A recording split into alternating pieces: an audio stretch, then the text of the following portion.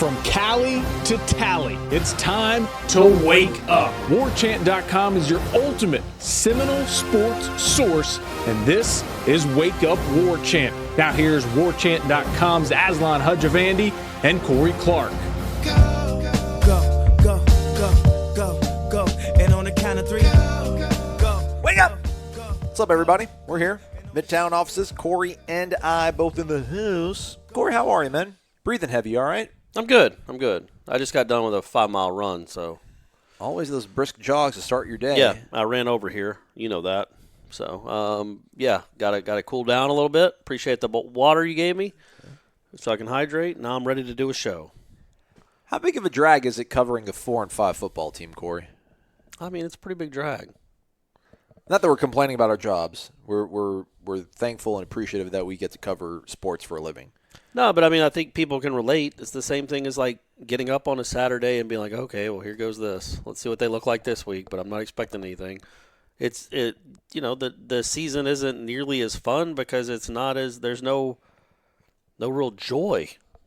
Right. Not a lot of joy in 4 and 5. How fun was 2013? A lot of fun. Well, the last month wasn't because of stuff that happened off the field.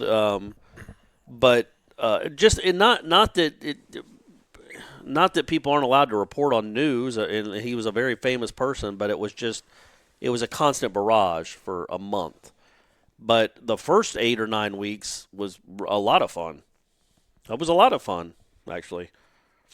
You got to do this every day, and then you got to do headlines for 2 hours, so appreciate you for hanging in the pocket, man. I try, buddy. I try. I'm doing what I can. I'd come up with all sorts of illnesses. I'd be like, I got the psoriasis, I got the itis. I only know one speed. You know that. And I like to give to the people. I like to give. I mean, obviously, everybody knows how I feel about love. That's what I'm about.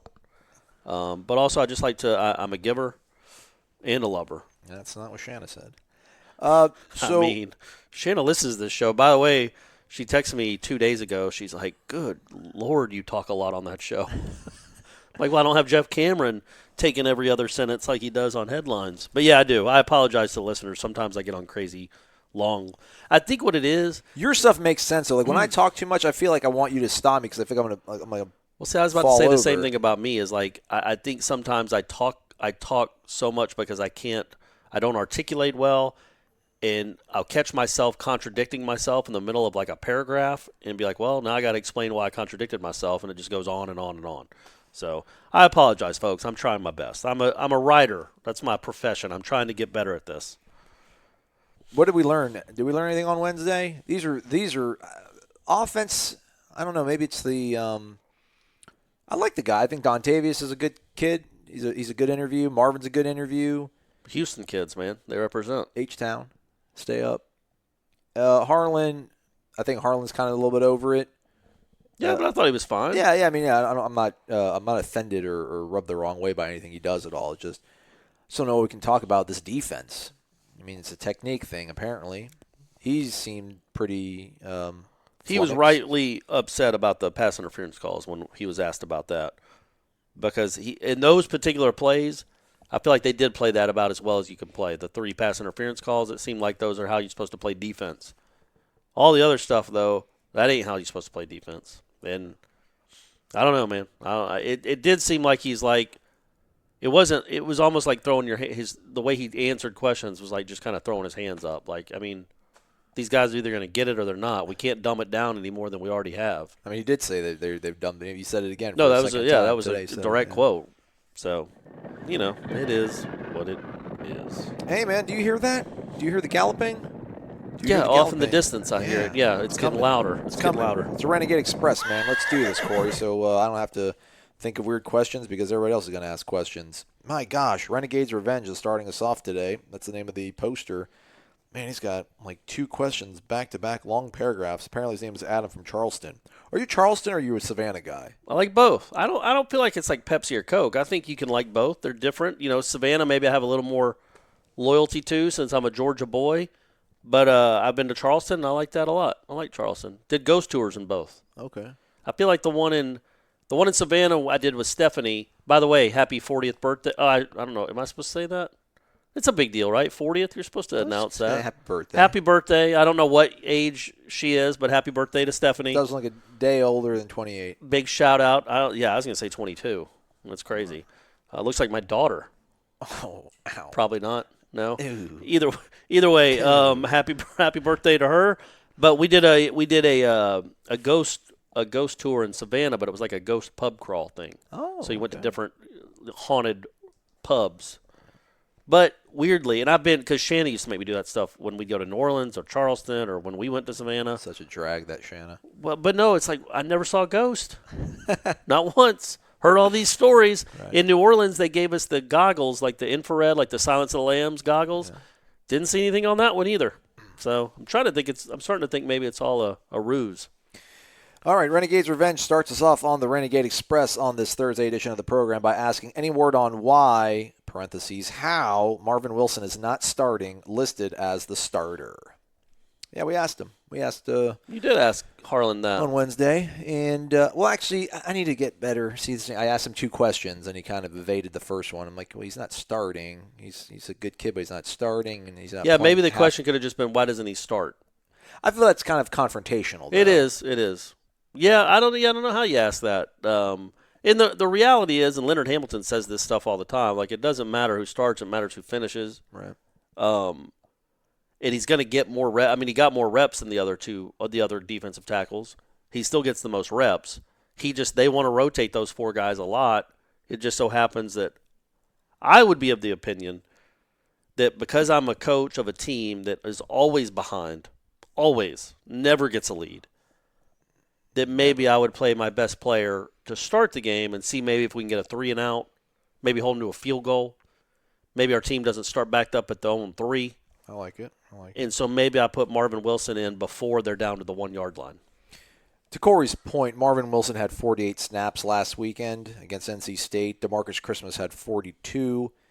And Fred Jones had 30. And then Durden had probably high 20s, something like that. 45, actually. Had 45. Durden did? Yeah, okay. 45. Right. So Marvin is getting the most. And those are going to be your 2 tackles next year, Durden and Marvin. Yeah. Out of 81 snaps, Marvin got 48. I would guess that Marvin probably has, at least in the last 6 weeks, probably has the most snaps of any D tackle on the team. Yeah.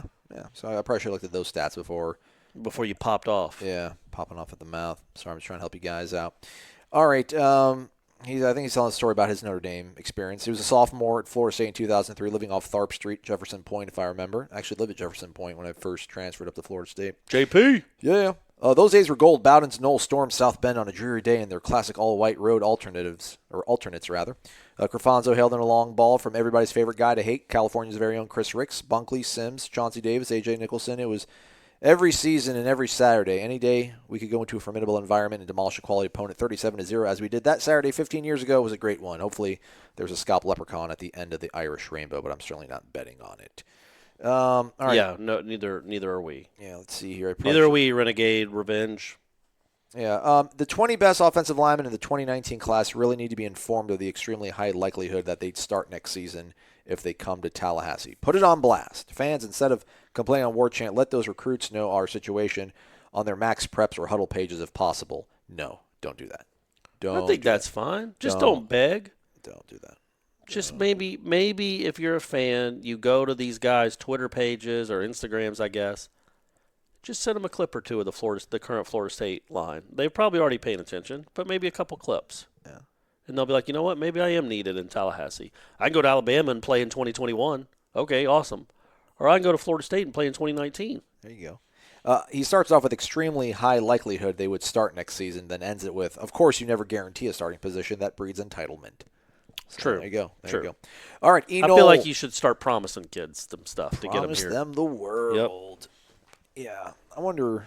Yeah, let's not get into that one. Enol_2000. Morning, guys. Despite the hard times, I appreciate the Wake Up War Chant crew continuing to keep chugging along. You guys have not quit on us. In fact, let's get the 2 of you single-digit jerseys. You're both dudes in my book. Oh, there you go, Enol. How come Nooney's still wearing 8? I mean, come on. He made some big plays. Man, I mean, I don't know. I think maybe don't suspend him for a half. Take away the 8. I think it would be a bigger punishment. Yeah, I don't feel like nobody didn't get their jersey back, right? Everybody's still single digits. Yeah. So, I mean, I just feel like that's maybe not point, not as big a point within the program as maybe it was made to be. Kind of like carrying a football around everywhere you go after you fumble it. Hey, they haven't been fumbling a lot. Given that hindsight's 2020, do you two wonder if Willie has ever thought to himself this season, quote, if I had just stayed at Oregon for a couple of years, I could have been the guy who replaced the guy who had to inherit this.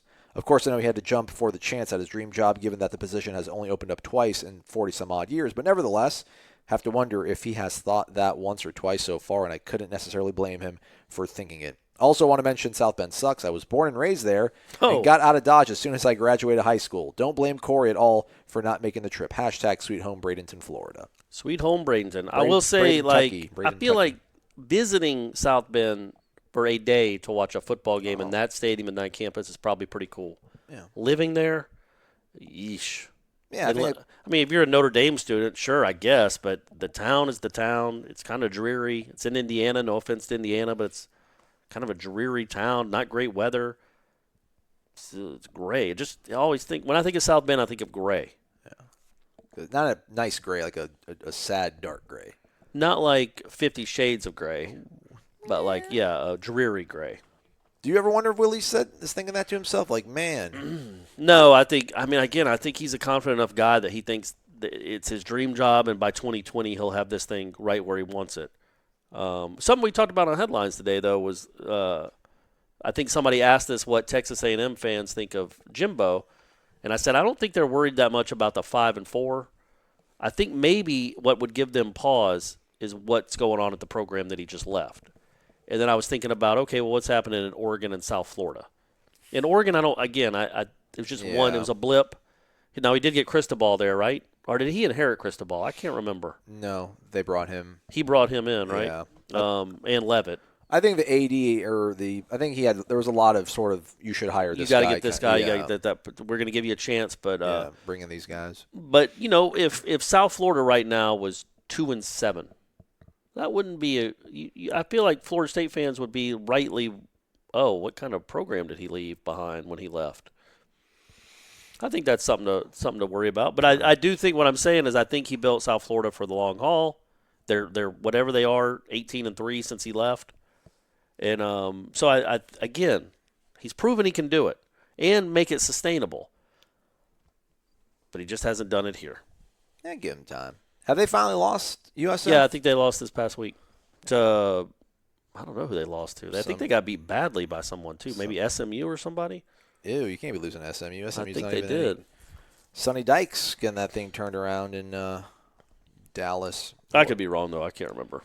I'm trying. They might have won. Oh, Tulane put it on them. Tulane, the Green Wave put it on 41-15. Come on, Charlie, you can't be losing by 26. Oh, they lost 2 in a row. They lost to Houston the week prior to that as well. Oh yeah, that's right. Oh yeah, they're reeling. Never mind. Yeah, building for programs the long haul. collapse. BC Knoll 16. I look forward to watching the game every week. Don't lie. Then the game starts. Yeah, I was gonna say, come on, man. I have never gotten pissed every single game like I have this season. This season makes me want to punch myself in the face. What's worse is watching our kick returners constantly run the ball out of the end zone. Why can't we just rename the position to kickoff kneelers or fair catchers so they stop returning the kickoffs? That's a good idea. I think in the name, if you're called a kick returner, you feel like that's what I got to do. If you're a kick catcher, then it's more up in the air. It's 50-50. Hey, I don't have to run this out. I'm not a kick returner. I'm a kick catcher. Yeah, Ira wrote it about it. That was on the site on Wednesday about I guess he said they've returned 26 kickoffs this year. Sounds right. Brought them out and returned. Only 6 have gotten past the 25.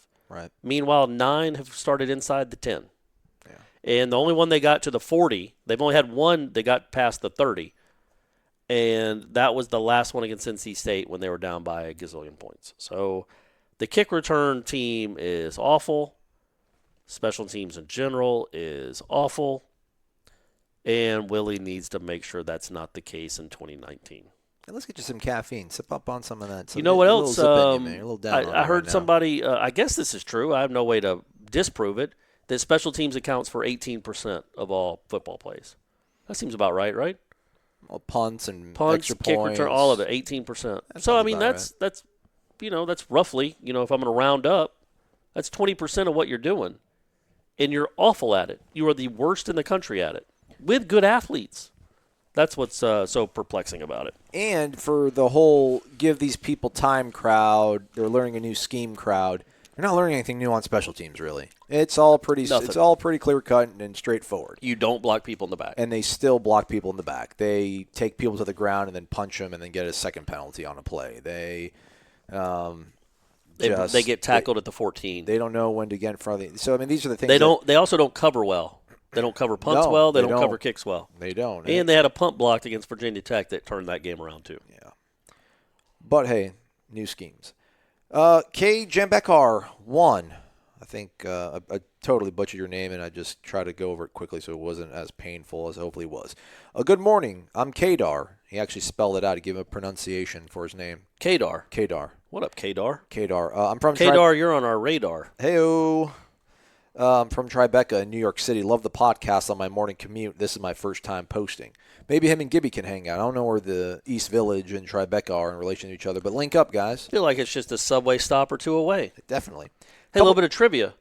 Go for it. Jay-Z. Right. Not got his name? Sean Carter. No, but do you know how he got his name Jay-Z, where it comes from? Oh, is that the routes he had to take, the J to the Z or something? The J train and the Z train are the two that go to Brooklyn, or the two lines that go to Brooklyn. We're Brooklyn. Now, Ira says that I made that up, that's not true, and I've tried to Google it, and it doesn't really come up as true. But you can't tell me that's – I mean, I know for a fact the J and the Z go to Brooklyn. So you can't tell me that's just a coincidence. So, anyway.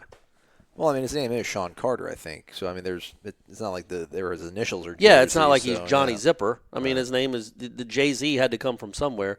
Now, I tweeted about that like maybe 5 or 6 years ago, and somebody tweeted at me that actually his mentor had a name similar to that, and he kind of took a name like that, and his mentor got his name from the subway lines, but maybe Jay-Z didn't. But either way, I'm saying it. There's L's in Chicago, right? Elevated trains in Chicago. There's not underground subways, I don't think, right? Correct. By I the took way, the L when I was in Chicago. Get at your guy, everybody. Tweet at me at Aslan Hodges. I still need to fix that Twitter handle. But I'm going to be in Chicago tonight, and then Friday as well, and then Saturday afternoon. If anybody wants to get some beers, maybe get into a couple bar fights or whatever, let me know. I'm down. Yeah. You guys should know if you listen to yesterday's show what kind of bar patron Aslan is. Sounds like a cool guy you'd want to hang out with. You're probably not going to be doing the Florida State fight song this time around. Nah, I was 21, man. Get over it. No, but if they were good this year, I feel like you would be. You'd come in a little puffy-chested to a South Bend bar if they were 9-0. Ever since I started covering sports, like for a living, I've been much. And I don't know if it's because of that or because I'm older and I'm more mature and I can't afford to go to prison or anything like that. But I'm nowhere near. I'll still, like, if I'm like walking through up to a stadium and I see Florida State fans, I'll start clapping my hands with my buddies and we'll sing the fight song as we're walking up just to get people amped up. But I mean, I came here for Oklahoma in 11. I didn't get too ugly at all. All right, well, that's good. When I went to Pasadena, I was such a basket case of nerves because we were losing the whole time that I really didn't have an opportunity to be mean and rude. So all right, okay. Yeah, I've been much more better behaved. All right. So Kadar asked a couple things that have dawned on me while I've been watching the NC State game. Number one, surprised it took me so long to realize this, but this is the same team from last year that started out 3-6. There are just two fundamental differences. This team does not have Josh Sweat, Derek Nottie, Derwin James, Auden Tate, heck, even Rick Leonard. Second part, this team doesn't have Josh Ball either, right? Yeah. This team doesn't have the cupcake schedule down the stretch that team had to rally and get to a bowl game. It's true. True. Also, though, the schedule, the only team that's better this year than they were last year is what, Syracuse? Oh, I'd say Clemson's better. And you played Virginia Tech instead of Duke. So those are – And NC State's probably a little bit better. Yeah. But they lost to them anyway. But what I was going to say was that I agree with that. You know, last year they were 3-6. This year they're 4-5. So, hey, baby, if you're a results-oriented person, my man's already improved by one game. You can't lose by 50. You know, it's one thing to lose, but to not compete, which 2 games in a row you've given up 106 points, I think that's the difference where people are rightly upset by what they're seeing. It's not the losses because, quite frankly, FSU fans are used to losses. It's getting boat raced and always being down, being down when the game starts. He's got a lot more, but let me try to come on, Kendar. Kadar. Basically Sorry, says Kadar. if you watch these games from a scouting lens, what players jump out on tape and make you say this guy looks like he would develop into a pro? Outside of Brian Burns, the vast majority seem to be underclassmen. He names the guys: Marvin Wilson, Jaden Woodby, Samuels, Terry. All that said, is it that much of a surprise that they are making young, inexperienced player mistakes with penalties and missed assignments? No, I mean I think it's a good point about what they lost on defense. I mean it is. I think Marvin Wilson's obviously been better than Noddy ever was, but Noddy was a very good player. Noddy's better than Christmas. Noddy's better than Fred Jones. And again, was Josh Sweat a huge loss? I mean he was physical, but he wasn't a huge difference maker. I think he brings more than Kane Doe and for sure, J-Rob do. For sure. But Brian Burns is better than he was last year. Right. He's not the Brian Burns of 2017. So obviously losing Derwin is a big loss. Yeah, I mean it's a fair point on not having on Tate, not having. Again we talked about it on headlines about Derwin too, that Derwin kid. Well, no, I just said him. Oh, sorry. Come on, listen. But this as bad as the offensive line was last year. It's still better I'm still better than this one. Oh, of course. Well, You lost Leonard, you lost Ball, you lost Dickerson for pretty much the whole season. So even though that line that wasn't good, this one's appreciably worse than that one. So, there are some handicaps here, man, when you're trying to determine what Willie Taggart is or isn't. It's not crazily, it's not as talented a roster as it was last year, oddly. He basically ends with that he was very optimistic going to the season, didn't foresee all these personnel issues. He still has plenty of faith in Taggart, big picture, with his track record of turnarounds with lesser resources. Love the show. Keep up the great work. Got to figure out the line. Yeah. FSU guy 1989. Wake up, dudes. So I figured out what Willie's trying to do, and I have to admit it's kind of genius. Okay. Right now, teams still play their best for FSU, regardless of the talent or coaching or whatever. Florida State still gets a rise out of people when they step on the field because of the pedigree. Look at UCLA. Nobody gets excited to play them. It's because they've been irrelevant for so long. They've been irrelevant for longer than the Amazon itself has been around. The Amazon's been around for a while. FSU is trying to get to a place where we are not the top dog and people look past us. That is when we strike and take everyone by surprise. Yeah, make it like 1977 again. Yeah. This may sound crazy, but it's the only justification I can think of for our past two seasons. Also, how much of a mirage was 2013? P.S. Corey, are our DBs any good? LOL. No, they're not. They're not horrible, but they're not great. How much of a mirage was 2013? What is a mirage? I know what a mirage is, but I want to get the actual technical. I know a mirage is something you see in the distance that's really not there, but you feel like it's something. In a desert too, right? Is it usually a desert? Optical illusion caused by atmospheric conditions, especially the appearance of a sheet of water in a desert or on a hot road caused by the refraction of light from the sky by heated air. Something that appears real or possible, but it's not in fact so. Okay, well, you can't call it a mirage because it did happen and they were really good. I think it was I would say an outlier. Because obviously, how often are you going to get a whole roster full of NFL, like a whole starting 22 that are NFL guys? That doesn't happen. Now, again, Jimbo deserves all the credit. It's not like he took over that. Those guys came to play for Jimbo. They were developed. They played with a chip on their shoulder, which I think is the most impressive thing about that group is how hard they played. And, he got a championship out of them. Since then, it sure seems like it almost was a dream. Like it's just, 14 wasn't anywhere as close. They started out with the attitude of domination, and then by the middle of the season, it's just like, hey, a win's a win. And then, literally, attitude of domination was their motto, and that went away real after the Oklahoma State game, really. And I think Florida State, man, I think Florida State should expect to be at least Clemson. Why can Clemson sustain it and Florida State can't? There's no inherent advantages that you have playing by a lake in South Carolina. Florida State has the student population. If you know what I'm saying there, that's an appealing part of the equation. History, fan base, great stadium, facilities, maybe not their football mansion yet, but it's coming. And, plays in the same conference. There's really nothing Clemson has advantage-wise that Florida State doesn't. So there's no reason that Clemson should be able to sustain it for now we're going on the 7th straight year they've been a top 10 team. Meanwhile, Florida State was, kind of in and out of the top 10 for 3 years there and then, now is irrelevant. But it can get back there, right? I mean, I think it can get back there. You got to hire the right guy or this needs to be the right guy, but it can get back there. You're always one good coaching hire away from turning everything around. This might be the guy. Yeah, it could be. Yeah. It could be. Man, we got a lot of questions, Corey. All right, let's roll through them, buddy. Let's roll through them. Maxwell Gibbs, Sir Aslan, and Corey, last Saturday, first time in quite some time where I woke up on game day and thought to myself, I don't see how FSU wins. Really? The NC State game did that to you? Oh, he meant he put this on Monday, last Saturday. Talk about Clemson. Sorry, Maxwell. So I decided to not watch the game live, took the girlfriend to brunch at Sarah Beth's, and then spent the afternoon in Central Park. Oh, good for you. Good for you. Braggart. However, one of those big city New York elites. However, I was still keeping up with the score of the game, and whenever Florida State would score, I would watch the highlight instantly on the ESPN app. Loved that Blackman was able to connect with Terry and moved around in the pocket, but why did it take 8 games of crap for him to finally get a chance and for Willie to give up the play-calling duties?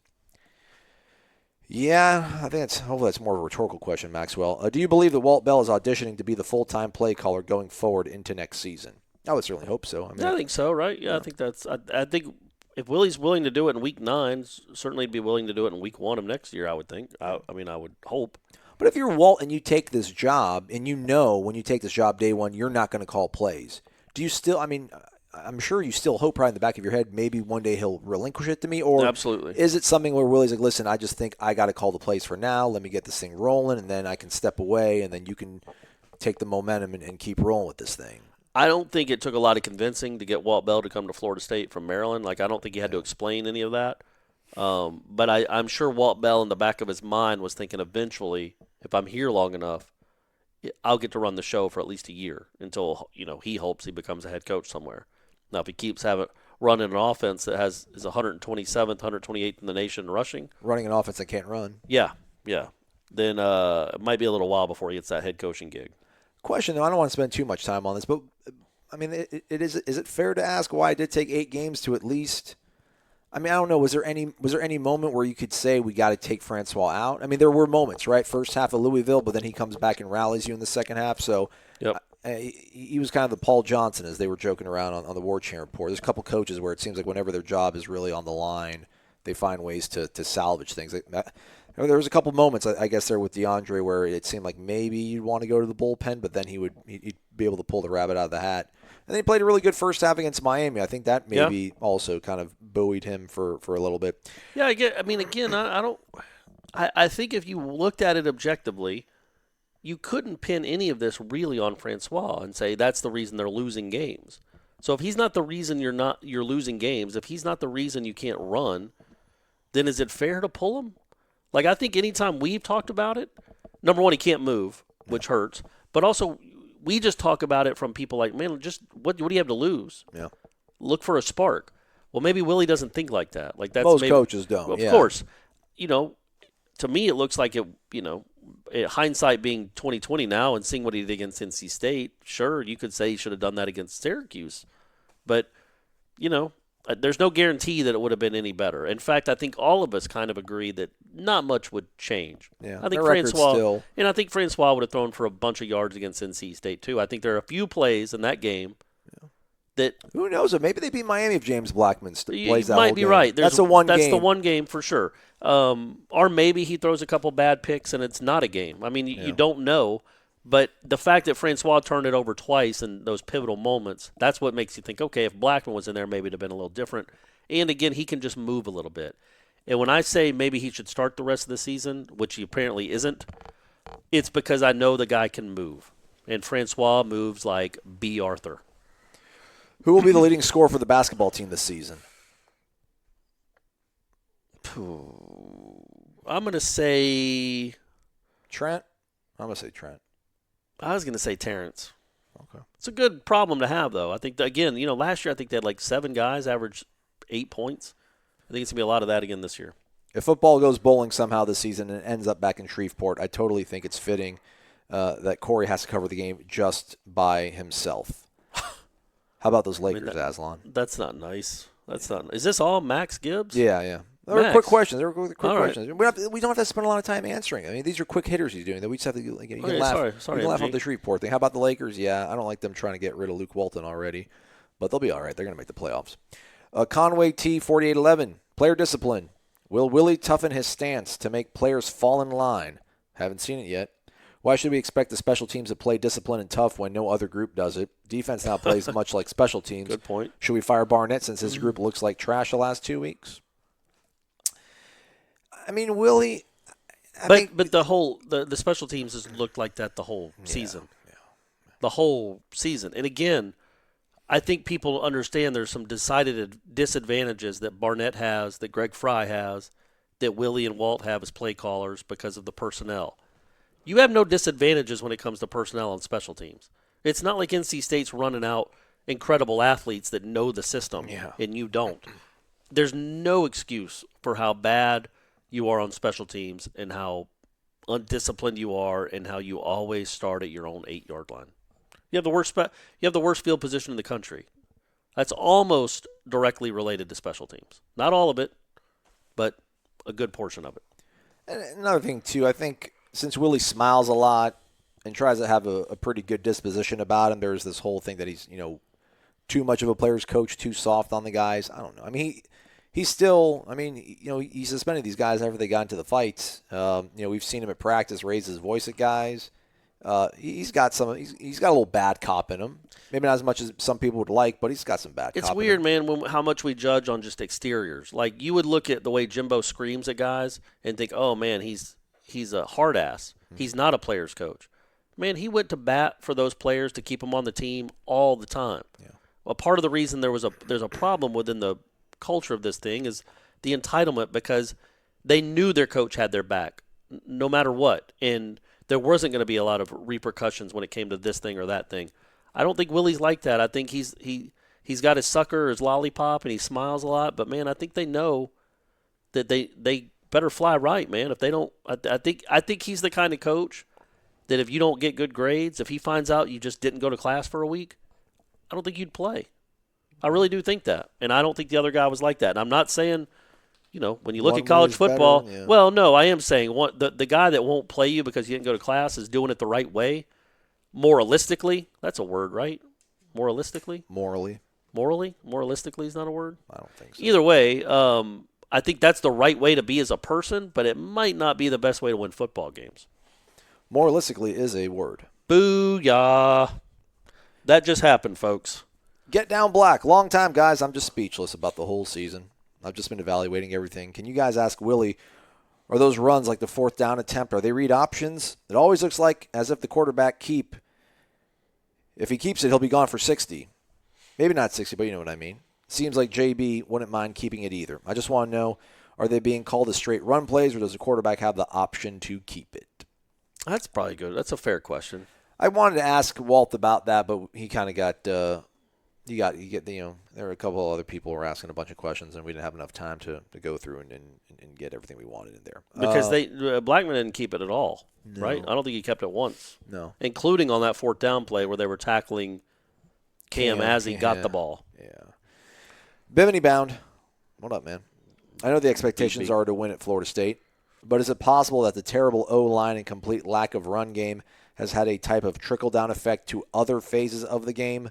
Is there too much blame being placed on Taggart, not enough, or just enough? I do. I think by and large, Florida State fans have been pretty fair. I agree.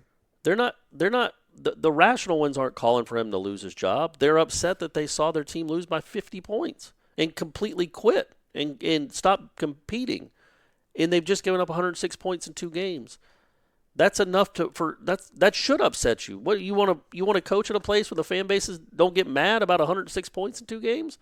Then go coach at SMU. Yeah, exactly. That's the thing. If you're Florida State, man. That's the deal. I think people understand the limitations that he has and what he was left with the running game and the offensive line, and that is it's not a get out of jail free card, but it's a good excuse for why you're so bad. Again, he's proven he can run. Everywhere he goes, he runs. So it's not like his scheme is terrible.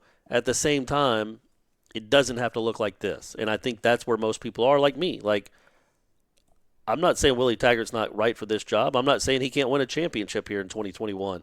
I'm saying for 2018, you can't argue he's done a good job.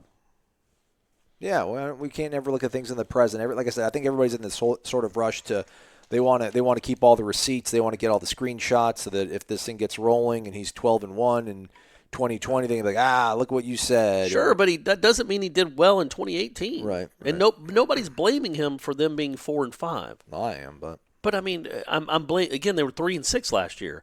I'm blaming them for losing by 100 points to Clemson and NC State. That's crazy. It's nuts. it is. They lost by a combined. I mean, what is it? 70 points in 2 games. Right? 69 points? 68 points? Come on, man. That's crazy. They didn't lose by 50 in any of these games, did they? They lost by 49 to Clemson, and then just lost by 19. So that's 68 points in 2 games they lost by. That's inexcusable. It's a big number. Yeah, as for the O-line being bad and the no-run game, has that had any sort of trickle-down effect? I mean, I feel like the receivers are still running or playing hard. Maybe the defense, maybe there's a little bit of that. Listen, we know if we don't get off, if we fall into a 14-0 hole, like we're done. We can't do anything. I think it all. I mean, I think I said that earlier in the week. I think it all comes back to that we thought that this team would be able to score 35, 40 points a game. You wouldn't have to have a great defense to win with this offense. It's going to put up enough points that you can win games 40-27. Well, man, they ain't getting to 40 points on anybody with a pulse because they cannot run the ball. And if you can't run the ball really any offense, but especially this one, then you're playing with one hand behind your back, man. And they go into a game like this game almost having no shot to win. Doak, FSU 1. I'm going to set the change in coaches at 2. Over, under, push. Push. Man, I'm going to go over. Wholesale? 3. Okay, just 3. I think it's going to be 2. I think it's going to be right there at 2. Good number, though. I'm still not upset about David Kelly, but apparently everybody else is, so I have to Sorry, we good? Yeah, I'm good. Sorry. Are you good? I'm trying to get it. There we go. Just edit that out, guys. Sorry about that. But I don't think David Kelly wanted to do it. Right. You know, I think it was kind of a no, for sure. Whatever it was, late December, we got to have stopgap. Yeah, it was a stopgap. And I think maybe they even had that agreement. Give me for a year. I'll have my eye, and I'll make sure we have somebody in place for next year. Yeah. RCKK90, just 2 Ks, just RCKK90. Aslan and Corey, can't get enough of the show. You guys are a beacon of humor, insight, and commiseration in a murky season filled with misery and frustration. This sounds like he's pulling our leg. The comment about FSU being a trap game in between Northwestern and Syracuse was hysterical. Oh, all right. Sad and true, but also hysterical. I thought Corey made a good point about the subjective penalties going against FSU. Unfortunately, no matter how one-sided the calls, this is a subject that we're not supposed to discuss because it means we're using it as an excuse for losing. That said, has the ACC ever admitted wrongdoing on any of these calls? I know Florida State is constantly asking for clarification, like the Miami game, and it seems the ACC always defends the calls made on the field. I'm guessing this has to have been brought up with the conference more than once. Thanks, guys. They admitted in 2011, the guy at Wake Forest that was seen scooting the ball forward, the referee, when they were doing the measurement, his hand is scooting the ball. They said that was a technique issue, that he didn't have his weight balanced correctly, and his weight was actually on the ball, and it scooted forward. He got suspended for the next week. So, and then they did admit that the Bradham play, I think maybe 3 weeks after that, the same year, 11, that he shouldn't have been ejected for targeting at the end of the Miami game. Other than that, no, not really. Not really. Hey, good news, Corey. What's up? One last question. Okay. OneWorld_chop and chant. Hey, guys. I've been quiet for the last few weeks, just listening, taking it all in. I asked this question before the season. I'd like to ask it again. Uh-oh. Can you guys see a difference in strength and conditioning? No. I still can't. Nope. I wonder if that's something that you should be able to see right away, like maybe a couple years. But I felt like I remember Willie had like a kids camp, like little kids came out. And, like, Alec Eberle was, like, leading, like, the kids, like, a little cheer. Like, this is what we do to get ready for our practices, follow after me. And he was in a T-shirt clapping. And I remember people took a screenshot of the video that I filmed and then put it against a photo of him from the year prior. Like, they're like, just look at Eberle. Like, he looks better already. Like, I can't wait to – like, there was these, these photos circulating about certain players. I wasn't even talking about, like, the looks. I guess that's one thing. I'm just talking about the play. Like, you don't see – other than whoever's trying to block Marvin Wilson, you don't see those guys ever anybody get pushed back. Yeah. And Lord knows that offensive line ain't pushing no one. Fred Jones has suplexed a couple people. Couple times. Stanford hits pretty hard. Samuels III hits pretty hard. Old Nasruldeen, old 15-tackle Nasruldeen, he's bringing it. But overall, as a team, you wouldn't say this team looks more physical than what we saw this season. How could you? They're okay actually stopping the run. Even after the NC State, I think they're top 20 in the country in rush defense. That was a weird game. Like the linebackers might as well not have been on the field. That's as bad as a group of linebackers maybe has played at Florida State in decades. Their yards per carry wasn't high at all. I don't think it was 4 yards, but they just when they hit their pops, they hit their pops on Florida State. When they're a play where they just ran it off tackle on 3rd and 7. Yeah, got like 12 yards. I mean, there's nobody even over there. Yeah. Just that's stuff that's got to be cleaned up with, I guess, different personnel.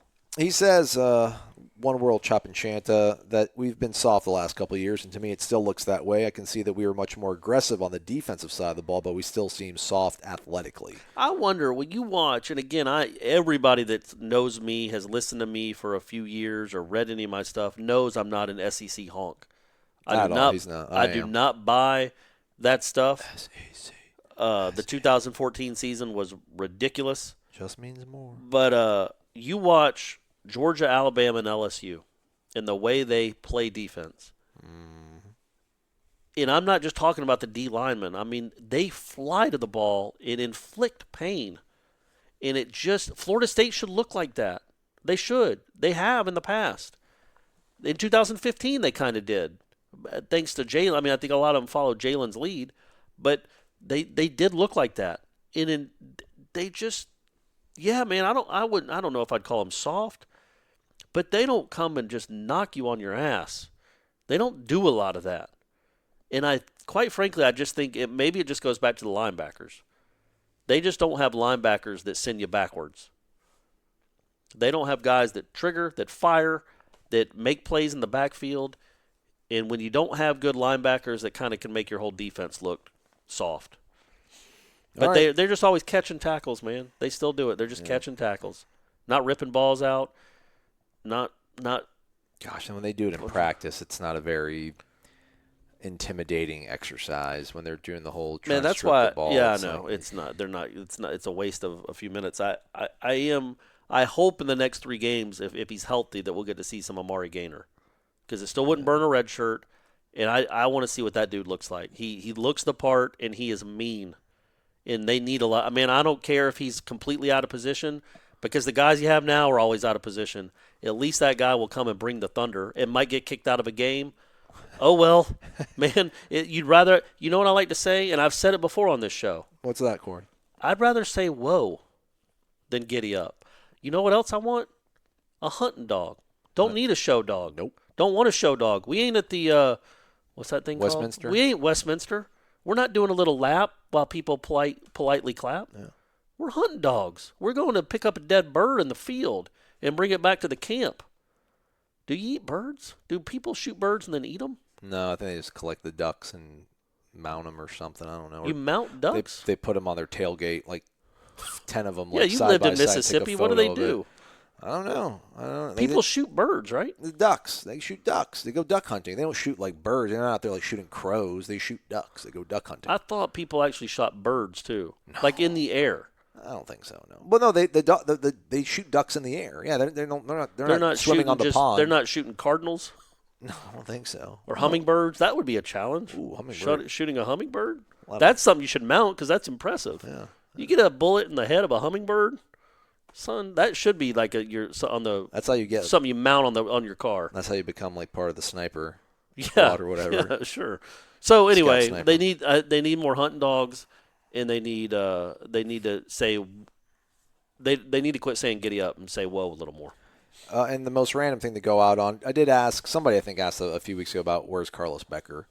Asked Harlan about it yesterday, and Harlan's just like, yeah, just got to be healthy. Got to be healthy. That has to be the first time somebody's been asked about Carlos Becker, maybe since signing day. Just trying to do what I can. Hey, good for him. I hope he gets it figured out, gets healthy, and has a nice career. All right, y'all, we're going to go talk to Willie, or actually by we, I mean Corey or Ira is. I'm going to head down to Orlando. I'm going to drive to Orlando and hop on a jet airplane. Are we not doing the second half of your thing? Oh, of your trip? Oh, totally forgot about that. Yeah. Let's do that right after this. Let's Wake Up War Chant. WarChant.com is the ultimate inside source for FSU football and recruiting. And now you can get in on the action for free for an entire month. WarChant.com is offering a risk-free 30-day trial subscription. Get full access to the #1 website covering the Seminoles just by entering the promo code WarChant30. That's WarChant30. Sign up and get in on the world's most active FSU message boards. Receive breaking news, stories from our award-winning staff, plus get exclusive interviews and videos. Just enter the promo code WarChant30. WarChant.com, your ultimate Seminole sports source.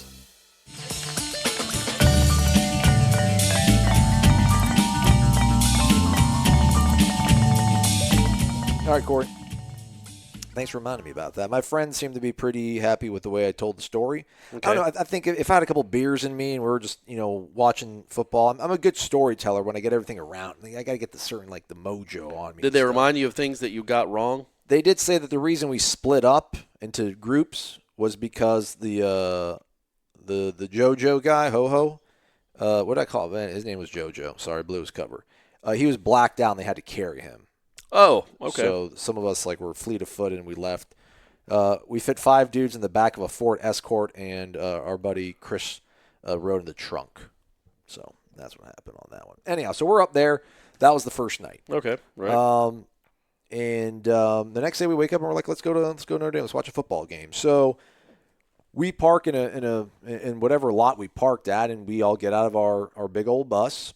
By the way, this seedy, terrible hotel was the first hotel I ever stayed at that had waffle makers in the lobby, and I'm sold on it. That was the only redeeming thing about that hotel, was just the scent of waffles in the morning was just so delectable. It put me in a good mood. That's not a bad thing.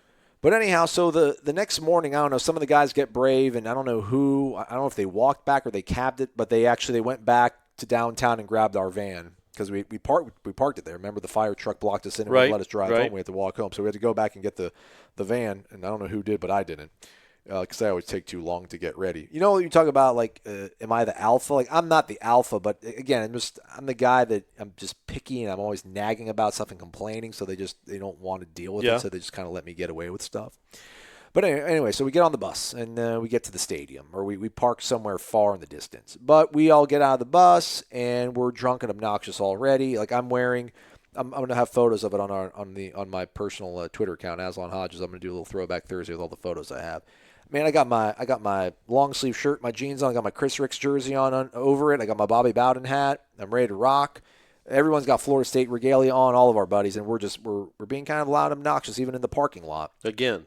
Yeah, and there was a couple people that give us dirty looks in the parking lot, and we're like, man, we're ready, man. We're ready. You don't want any part of PK Sam. They don't. So we're walking around, and we need more beer. We only had some beers left from the drive up that we drank at the hotel and on the ride to the stadium. And then we're walking around. We're looking for somewhere. We need some beers, man. And we found a couple of Florida State fans, but there was 10 of us. We didn't want to pillage their tailgate. They're like, hey, over there's the actual packaging store. You can grab some beer. So we grabbed 2 cases. Bud Heavy and Miller Lite. I had the Bud Heavy because I was so skinny. I was in my bulking phase. So I'd always drink Bud Heavy so I could try to put on as much weight as possible. That's a really good detail. Yeah. So we go to the stadium. I already got my ticket. My roommate's got his ticket as well. And everybody starts slowly scalping tickets or whatever. And then we had this sort of tradition that started. I was trying to really be like this white Southern guy that I'm not. We drank Southern Comfort that whole season. Every game, I would smuggle Southern Comfort liquor into the game, the 100 proof stuff. But we went to the packaging store, and all we bought was beer. So we didn't have any liquor. Everyone's nervous. What are we going to do, man? We don't have any liquor. I'm like, yeah, man, it's crazy. I don't know. And then we're just sitting there just drinking beers on the curb of the stadium. And this guy, he wasn't even a Florida State fan, just comes up to us. He's like, yo, do you all want this bottle? I'm not going to drink it. We're like, a bottle of what? And it was a bottle of Southern Comfort. It was one of those plastic. The stars were aligned. The stars were aligned. It was a plastic liter, traveler of Southern Comfort. So we're like, all right, man, yeah. For sure. So we had our Southern Comfort. By the way, and this isn't a joke, if there's a group of women that might be listening to this show, maybe college-age girls I'm sure we get some college-age women listeners. Oh, I'm pretty sure the KD house listens to this. Sure, if you're at a football game, y'all are hanging out, the 6 of you, 8 of you, you're all drinking, and a man comes up and says, hey, do you want this bottle of liquor? Man, say no.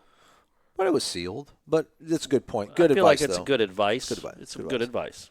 So, yeah, So I was just like, it was like, what a great cherry on the top. Boom, we got a bottle of Southern Comfort. We smuggle it into the stadium, and we proceeded to watch Florida State put it on them. 37-0. It's good times. The cool thing was at halftime, like, we're going to have a flyover, stick around for the flyover, and I'm not big on flyovers, but all my friends are. And their flyover actually was their marching band got into a formation that looked like a jet, and then they had two guys in the back of it with fire extinguishers. Like, oh, I remember. I feel like I remember that. Yeah, so it wasn't an actual A quick flyover. aside, though, in the 93 game, the game of the century, they had a flyover. It was stealth bombers. In Indiana? Yeah, they flew over specifically for that game. Stealth Where fighters. did they come from? Stealth fighters. Stealth bomber. I don't know, but it was crazy. I mean, it was nuts. It was really awesome. Yeah. Anyway, it was 25 years ago. Those are cool. I mean, yeah, those and that are was awesome. 25 years ago, too. Like, that was state of the art. Yeah. Speaking of, don't forget, folks, we're going to have You Travis can hear Johnson. stealth bombers, by the way. Yeah. I guess you can't see them on a radar Right. or a KDAR, but you can hear them. They're loud. Travis Johnson's going to give us his story about the 2003 game tomorrow. Anyway, so we watched the game, 37-0. I mean, it was amazing. I remember I was just so happy, just tap dancing. We were surrounded by Florida State fans because we were in the Florida State section of the end zone. So we were in the end zone opposite touchdown Jesus. So we were looking at the we must have been. field. We were been looking at close to touchdown you. Jesus. I must have been pretty close to you. Yeah, I'll show you some of the photos or whatever. All right, so the game is over, and I don't even remember what we did after the game. I think we just went back to the hotel and did some more agricultural work. And just witnessed our one friend almost die, like probably 2 times of his sleep apnea. We just stared at him as he just stopped breathing for 45 seconds, 2-minute intervals. All right, so then the next day we're like, all right, let's get up. We've got to get out of here. It's Sunday morning. Let's get back on the road. So we get on the road. Man, we make it maybe 30, 45 miles outside of Indiana or out of South Bend, and the bus starts giving us some problems. And it's my buddy who's driving, Mike, is like, dude, it won't go. Like, I'm hitting the gas. It won't go. So he pulls it over to the side of the road. And then we're like, what are we going to do? We just kind of like, we pop up the hood. We try to be mechanics or whatever, and nothing works. And then we're like, all right, let's just give it crank it up again, see if it works. So we did this for probably 4 or 5 more times, or they would start the van. The next guy would drive, like, you don't know how to drive the van. You're doing something wrong. And it would go for 20, 30 minutes, and then it would just start dying on us. We have to pull over on the road. Well, the ho-ho kid, the frat brother guy who came along, is like, man, hold on, let me figure this out. He's like, it's a fuel filter. The problem's a fuel filter. Pull over here. There's a Napa up there. I'll go buy us a new fuel filter, and I'll replace the fuel filter. So we're like, what is this kid talking about? Like, whatever. Maybe he does know what's going on. Maybe he'll have some value to us. Well, some of us are still in the van. A couple of the guys are outside the van helping him out. He gets underneath the van. It's crazy when you think about it. I mean, it was like a nursing home transport van. Who knows? I'm sure maybe he knows where it's on a Honda Accord or like a Chevy Malibu, right. But he found it, and we're just sitting in the van. Some of us just talking and whatever. And we just hear this screaming, this where's the spigot? My eyes. He pulled it out, I guess, and gasoline went into his eyes. Oh, boy. And he started panicking. That's a big no-no for Ho-Ho. Yeah, they found a spigot for him. He rinses his eyes out. He gets back into the bus. He takes his shirt off, and he was chubby, and his jeans were, like, below his waist, so, like, he had total plumber ass crack, and we're laughing at him, and he's so upset at us. He's like, screw you guys, and we're like, well, is it fixed? He's like, well, I put the new fuel filter in. We should be fine now. We're like, all right, let's get on with it. Same thing happens, man. We make it maybe another 30 minutes and it breaks down on us again. And this time it was like on the interstate outside of Louisville. Like, we made a pretty decent amount of way on this thing, but it was like, we just can't keep doing this. We can't keep stopping. He meanwhile says that, like, my parents are rich. I got us covered. My mom's going to sue the people who rented us this van. It's not safe. We're going to fly all home. He's going to fly all of us home Monday morning. We'll be back in Tallahassee, Monday evening. And we're like, all right, that's not that bad of a gig. I'm cool with that. So we get a hotel. Shout out to in Louisville. Yeah, in Louisville. Okay. Shout out to my buddy Matt. His father's the one who got us the van and rigged everything up in the van for us. He's also the green thumb of the crew. Got us actually pretty decent rooms. He put all on his credit card. I didn't have money. Most of us were broke college students, but he was working and had money. So we're staying at a hotel, and then my one buddy, the other buddy Mike, who's the teetotaler, actually was a bouncer at a strip club for a while, and he gets restless. He's like, man, I'm not sitting around in a hotel all night. He's like, let's go out and let's get in some trouble or whatever. He finds a strip club somewhere, and we go to a strip club. He's like, let's go. And like 6 of us went. A couple guys hung back, but most of us went to the strip club. Well, apparently in Louisville, we're to the strip club, and there's these like two girls that are out front, and they start hitting on us kind of. And I'm like, oh, all right, what's up? And we're kind of flirting with them or whatever as we're waiting to like go to the actual front door of the strip club. We get to the front club and to the front of the club, and the girls keep following us, and they're like, hey, listen, they won't let us in unless we're with you guys. Can you act like you're with us? And apparently there's some sort of stipulation in Louisville that if you're female. I feel like there's that one in Atlanta. And I really don't know much about those clubs at all, but I feel like I've heard that Gentlemen's before. Club, It's a gentleman's club, and a woman isn't allowed in without – it's like if you try to go to Legoland without a kid. Is that true? Yeah. I went one in Atlanta. There was a couple that was trying to get in – because they just wanted to – I mean, they didn't – I don't think they were doing anything, but they wanted to get in just to go to Legoland. They said, no, you have to have a kid with you. Yeah. Like, oh, really? So, yeah. Anyway, so go ahead.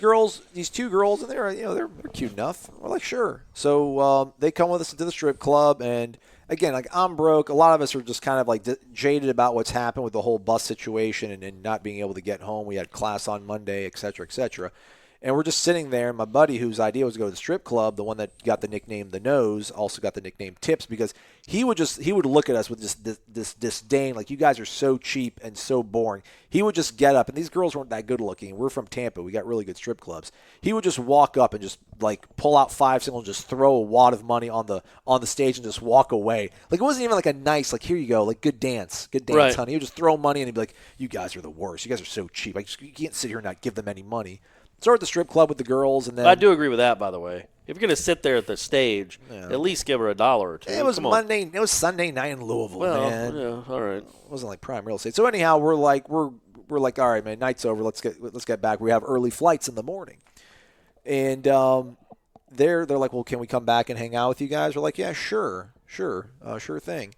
So they come back with us, and we still have the van. The van actually made it to the hotel, obviously. So we're all in the van.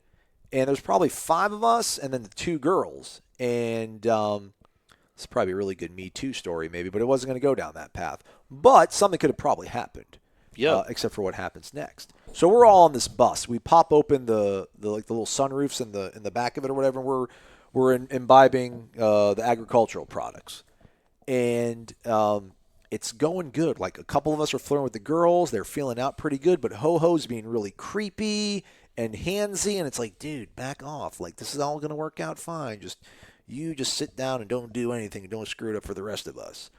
And, they're shotgunning the agricultural products, like the guy's blowing the smoke into the girl and everything. It's going good. Right. It's going good. The wow, wow, wow, wow music starting playing in the background. And then I'm sitting towards the front of the bus, and I'm looking out the window or the door of the bus. It's like a bus door, like a school bus. Like you pull the thing, and it's like glass doors, and they swing open and shut. And there's these 2 guys that are peering into the window, and they don't see us, they don't hear us, they don't see the smoke billowing out of the thing. And I'm like, oh my God, dude! And they're trying. You can hear them shaking the door. It's these 2 guys, and they start pounding it. I'm like, holy crap. And then everybody starts hearing it. The 2 girls freak out. The 2 girls are like, oh, my God. They're like, don't do anything. This is Louisville.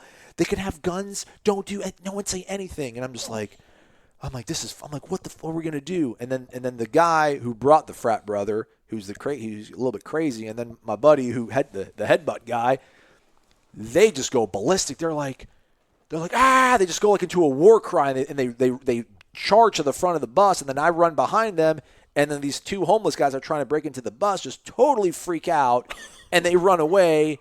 And so y'all open the door for your guys to scream at them? Yeah. Yeah, that's kind of messed up. I mean, I don't know, like, what should we do? Should we just sat No, pat? I'm just saying from their vantage point, they're like, oh, look, a bus we could stay in for the night. And also, it's like November, so it's probably cold in Louisville. Yeah, it was cool. It's like, oh, I wonder if we could get in there and use that to sleep tonight. There's nobody in there. And then all of a sudden, just from their vantage point, the doors swing open, and these 2 big young dudes start screaming at them and running at them. That was probably pretty rattling. Yeah. So the girls, like, one of the girls was crying, and the other one was a little bit rattled just because, like, she was so scared, and then it kind of ruined the mood, and the one guy was being a little creepy, so they ended up leaving, and they went home, and we went to our hotel rooms, and that's the end of the day. So the next morning, like, again, like, I sleep, and, like, I'm not dealing with any of this stuff because I don't wake up early in the mornings unless when I'm doing Wake Up War Chant. Right. They end up taking the van to a Ford dealership in Louisville. Apparently, I don't know. I think I was asking the guys the other day, and they said that apparently, I guess it was total sludge in the engine. Like there was like no oil. The oil was they hadn't had an oil change in forever on this van. They also didn't know that we were taking the van to Louisville, Kentucky. I think they thought we were just taking it around Florida. Oh, right. So the engine, I guess, was just it was like a loss almost. And the dealership's like it's going to cost X amount of dollars to fix it, thousands of dollars. And we're like, yeah, we're not doing that. And we're like, we're going to all fly home. And we're like, so when's the flight leave? And the kid just starts being all quiet. Apparently, when I was still sleeping, some of the guys went to the dealership. The kid, Ho-Ho, was actually telling his frat brother, which was our friends, he was like, listen, man, my mom's going to pay for me to fly home, and I told her to get you a ticket and your brother a ticket too. He's like, let's just tell them that we're going to the airport, and when we get to the airport, we'll leave, and then they can figure out what they're going to do. Oh. And then the friend, the guy that knew all this, is like, are you effing kidding me, man? Like, you think I'm going to sit here and leave my guys behind? He's like, screw you, man. But also, what kind of plan is that? Like, that's a crazy plan to even think like that. Like, hey, I told you guys I'll fly us all home, so let's stay the night in Louisville.